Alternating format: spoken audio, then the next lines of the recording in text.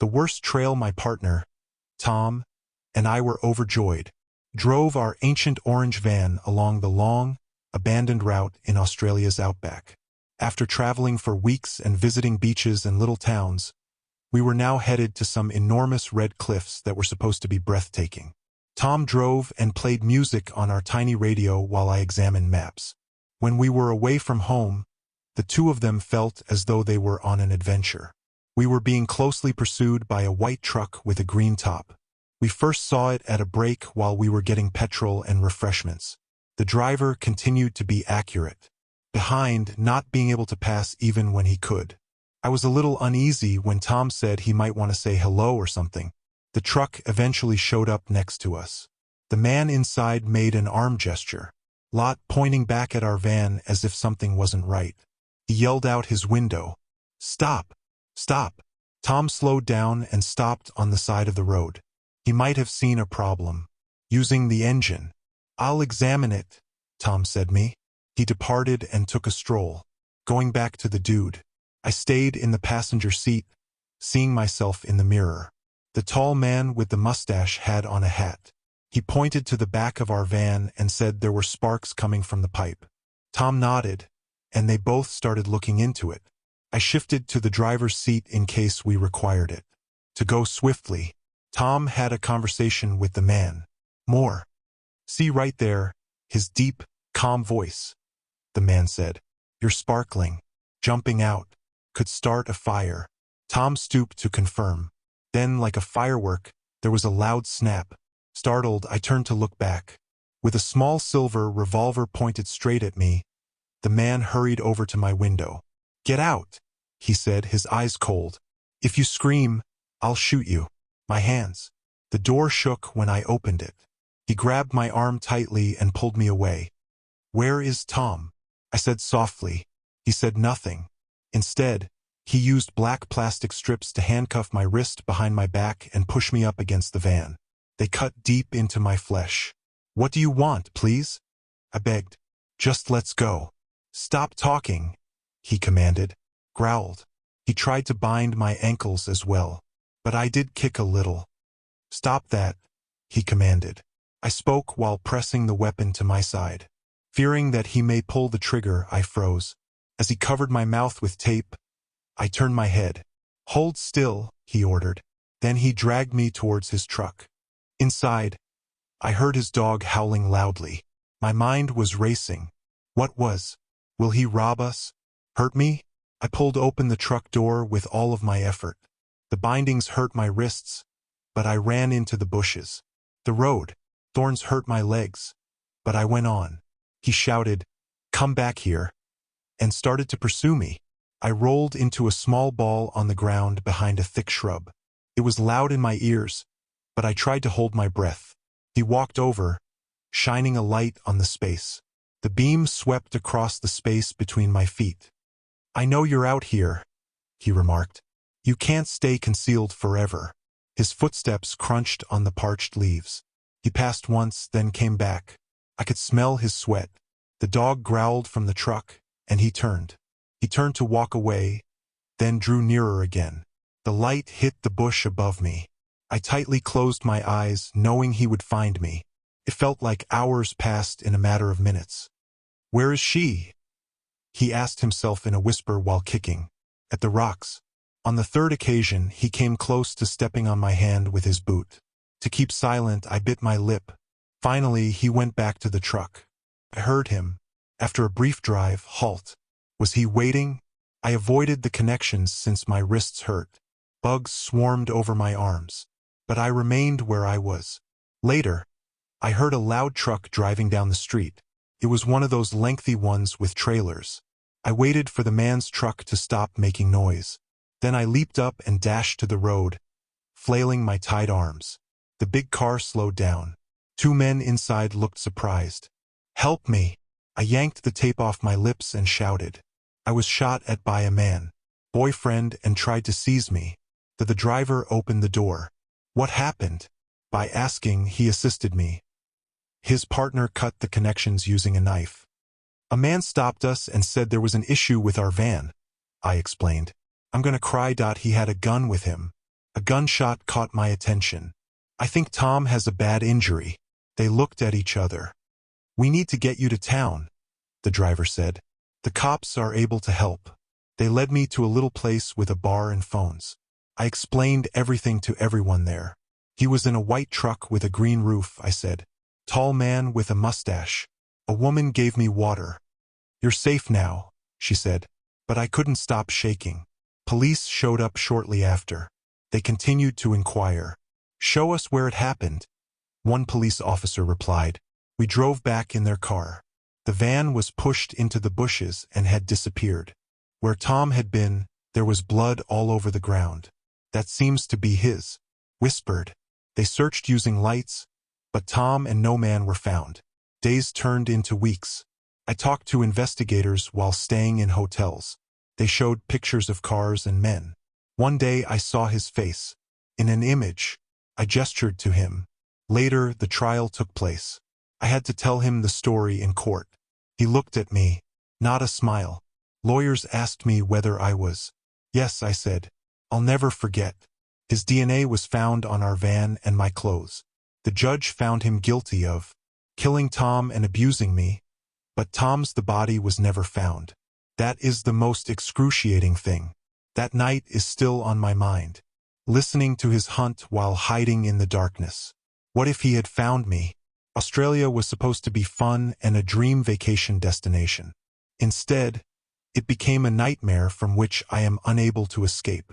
Be cautious of who you trust if you're traveling a long distance on lonely highways. Tao, I had been saving for that ideal trip to Kato, Thailand, for months. The images on the internet featured beaches with soft sand, crystal clear blue water, and welcoming bars where people from all over the world congregated. Excited to unwind and possibly learn to dive, I traveled in by myself.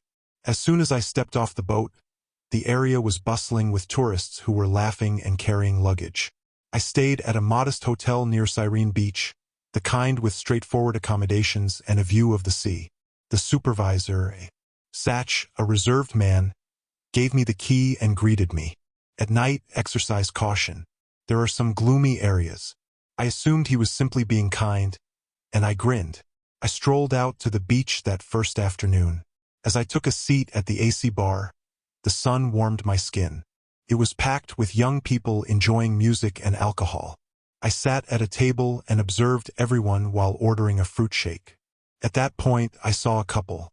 In the bar. The girl smiled broadly and had beautiful blonde hair. She appeared to be around my age, perhaps in her 20s. She was accompanied by a short-haired, kind-looking man who bought her a drink. They were speaking with British accents, as I could hear. David, this island is perfect, she told him. Back home, no concerns. Yeah, Hannah, let's make the most of it, he said, laughing. To new pals, cheers. Glasses clinked. I waved and asked, Hi, mind if I join? Because I was feeling a little lonely. I'm also by myself here. Hannah turned and smiled. Yes, my name is Hannah. David is this person. Our origins are in England. How about you? My name is Emma from the US, I said to them, and we struck up a conversation. First time in Thailand? Inquired David. I gave a nod. Yes, I was looking for adventure. We discussed the finest places to dive and how the food was tasty despite being spicy. We just got here yesterday, Hannah revealed. The hotel is pleasant.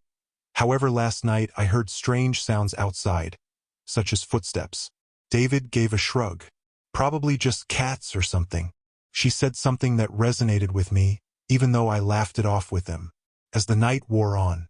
As time went on, the tavern grew more crowded.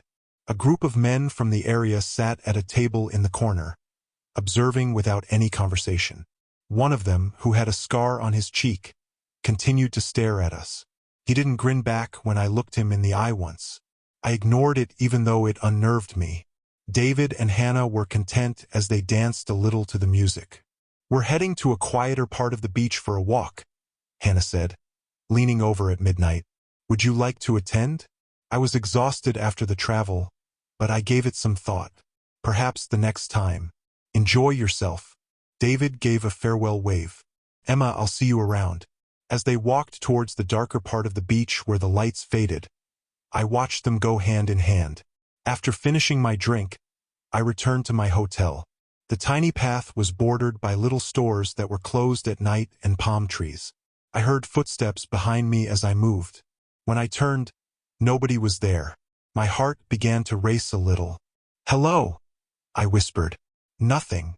I accelerated, convincing myself that it was all in my head. I went to my room, locked the door, and lay down. But it was difficult to fall asleep. With the exception of the waves outside, the room seemed too silent. I was awakened by a sound at some point throughout the night. It sounded far, like a garbled wail from the shore. Direction. I listened while sitting up. Another sound, almost like a thud, but sharper this time. My thoughts quickly returned to Hannah's remarks regarding sounds. I went to look out the window. Under the moon, the beach appeared deserted, yet shadows moved close to the rocks. Was that one or two people? It was too dark for me to see, so I strained. Everything became motionless as the cries abruptly stopped. I bided my time, holding my breath, but heard nothing more. I got back in bed and curled up under the covers after pulling the curtain shut out of fear. "It's probably just party people," I muttered to myself in an attempt to relax. I got up early the following morning and went to a cafe close to the hotel for coffee. People appeared concerned and were whispering. "Did you hear?" A woman at the desk asked her buddy. "Two bodies on the beach." As I paid, my hands trembled. "What happened?" I inquired. The woman gave me a dejected look. "This morning, a girl and a man were discovered severely injured. There are now police." I hurried out to see because I felt ill. Yellow lines were used to mark off the beach. A crowd formed, and officers stood about. I moved in closer to see the sheet-covered shapes. The sand was stained with blood. A witness and the police were conversing. "Something heavy hit them," he muttered. "It was terrible, the girl." The descriptions were familiar to me. British with blonde hair. David and Hannah were there. They had been viciously attacked in that remote location. A red-covered hoe from an adjacent garden was lying abandoned. With my head spinning, I retreated. This was done by whom? I recalled the scarred local man in the pub. Had they trailed behind? Everyone was questioned by the police, including me. I informed them that I had met David and Hannah and that they had gone for a walk. An officer gave a nod. "Two Burmese workers are among our suspicions. But exercise caution. There are secrets on this island." Later, other visitors told me that wealthy families on the island guarded their own. That the employees may be used as scapegoats.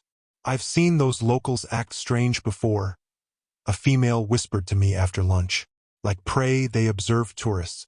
I was unable to stay that evening. Every time I heard a sound outside, my heart raced as I packed my things. I noticed the scarred man staring at me as he passed by while I waited for the boat to depart. This time, he grinned slowly and icily. I turned aside, terrified. What if he was aware that I had observed him observing? I couldn't stop thinking about Hannah's giggle and David's encouraging remarks as we drove back to the mainland. I had been so close to them when their vacation turned into a nightmare. I still question whether the sounds I heard were theirs, pleading for assistance that was never provided. From a distance, Kato appeared stunning, but up close, it revealed unexpected darkness. Dark areas occasionally, the way it began with such joy and ended in a way that nobody anticipated. Emma and I had been saving for our trip to Mauritius for months. The photos on the internet depicted an infinite blue ocean with palm trees, a location where couples went to unwind. We got a taxi to the Legends Hotel after landing at the airport and grabbing our bags. We were too preoccupied in holding hands to listen to the driver's conversation on the greatest places to watch turtles. With a large bed and a view of the garden, our room was on the ground floor. I dumped my shirts in a drawer, but she was always the one who kept everything neatly folded. She rested her head on my shoulder as we strolled along the beach that first evening. She said, "Promise we'll return here someday." I gave her a forehead kiss and nodded. "We will, of course." Happiness blurred over the next few days. After getting up early for breakfast buffets that included eggs and mango, we relaxed by the pool. When Emma went snorkeling for the first time, she laughed at the vibrant fish. She pulled my arm and said, "You have to try this." I did, and we both floated while pointing at submerged objects. We dress up for dinner in the evenings. "I'm so glad I married you," she said to me one evening while we were eating grilled fish. Everything felt fine when she smiled. However, something changed during lunch in the main restaurant on the fourth day. We were eating salads and sandwiches at a table by the window. Emma dropped her fork abruptly. "I forgot my book in the room." She uttered those words, as well as those biscuits. For later I would like a couple. She dismissed my offer to go fetch them. "No, remain and finish your meal. I'll move quickly." With her sundress flowing, she got up, leaned over to kiss my cheek, and turned to leave. I observed her enter our building through the doors. Waiters were carrying dishes and other customers were speaking in the crowded eatery. I checked my watch and took a couple more nibbles. 5 minutes went by, followed by 10. I reasoned that she might have stopped to chat with someone or became sidetracked while preparing her beach bag.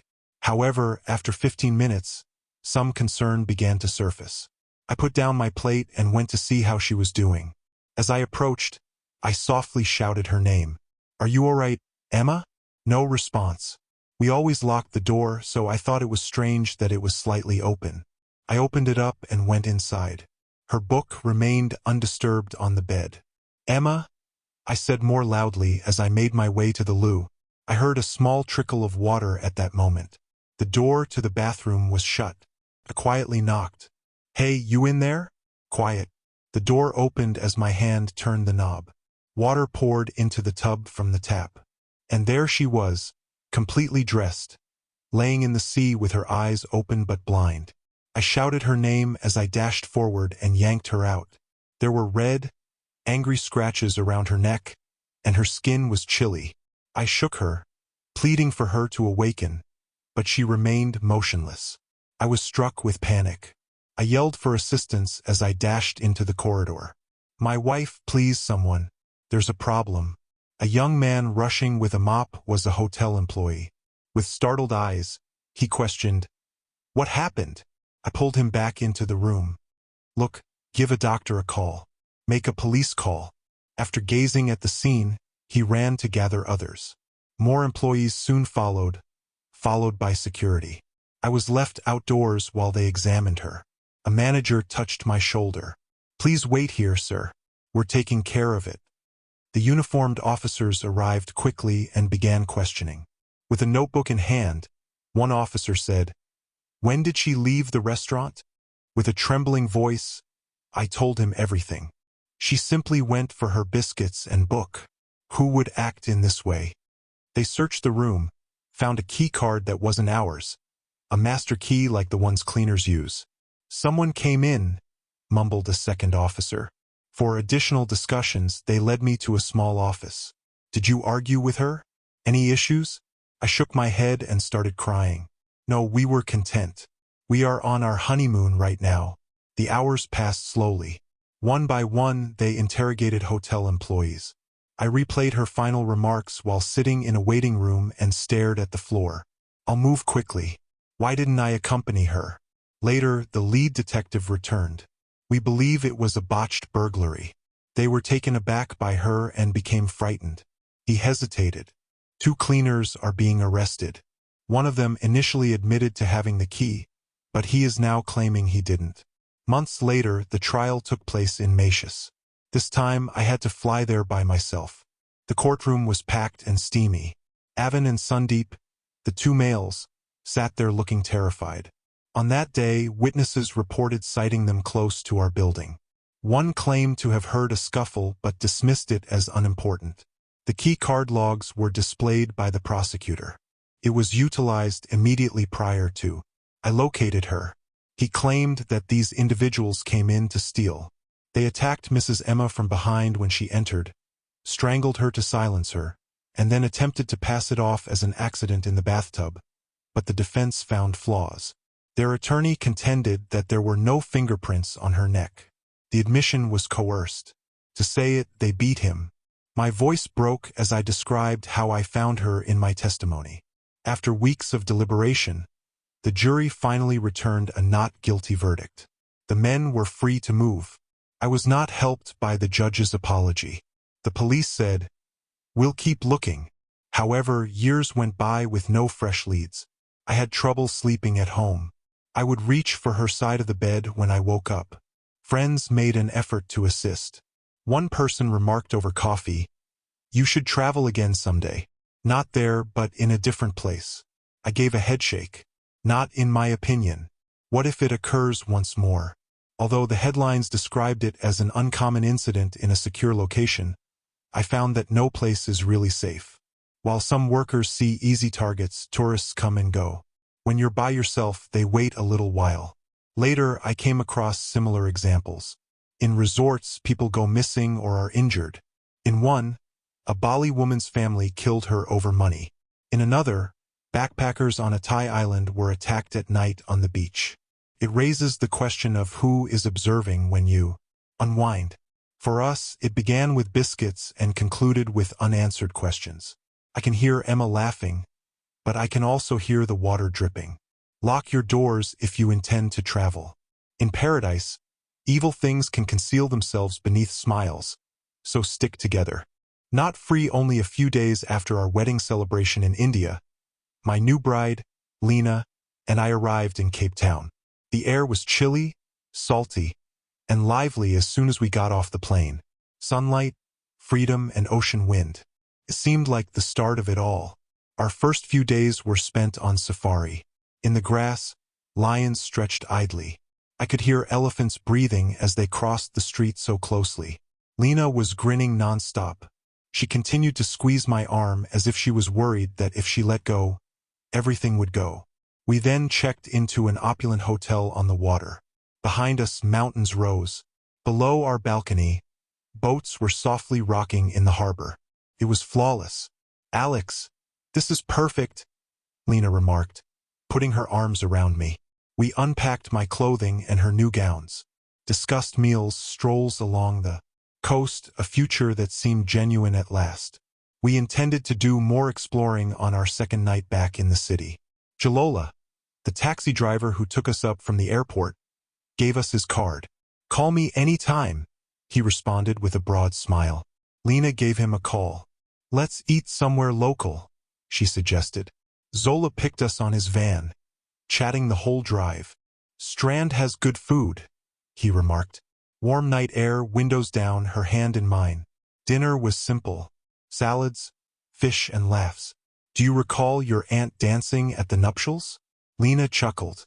We went back outside after I grinned and paid the bill. Jola asked us where we wanted to go next once we were back in the vehicle. Lena expressed her want to see a township, listen to music, and experience the actual location. "Yes," Jola replied as she turned into the main road.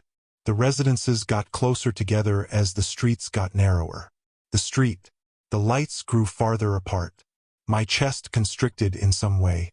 "This okay?" I spoke to Lena in a whisper. She gave my fingers a squeeze. "Exploration!" she exclaimed. The van abruptly came to a halt. Out of the shadows came two men. Guns were raised. One of them yelled, "Out!" Jola. With his hands up and his face devoid of color, Jola froze. "Please no," he pleaded. They dragged him out of the driver's seat and threw him onto the street. The van stumbled ahead. Lena let out a scream. "What do you want?" My voice was hardly steady as I asked. With his rifle just inches from my skull, the man in the passenger seat turned. "Money, pawns, everything." I gave our phones, my watch, and my wallet. Already crying, Lena pushed her back towards him. "Accept it." Through twisty, gloomy alleyways, the van spared. Throughout, one of them kept the rifle aimed at us. "Don't move," he snarled. Lena hugged me. "Alex, I'm scared." I wrapped my encircling her with arms. I muttered, "It'll be over soon." But I didn't think it was true. At last, the van came to a stop. The door flew open. I was grabbed by hands. One of them yelled, "Go!" and threw me into the ground. Lena was still inside as I scrambled and turned around. Terrified, our eyes locked wide. I cried out, "Lena." The van took off. I ran till my lungs were exhausted, burning till the road was deserted. I waved down a passing car and it stopped. Please, my wife has been taken. The police came quickly.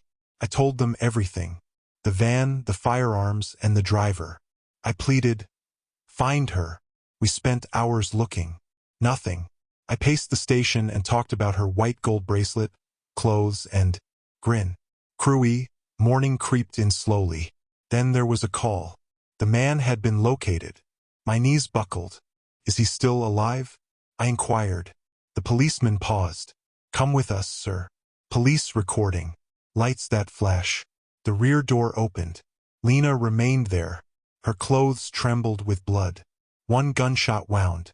No, I muttered. Shot once, someone said. I felt as though the van door could still be heated. Suspects were swiftly apprehended by police. One shooter, then another.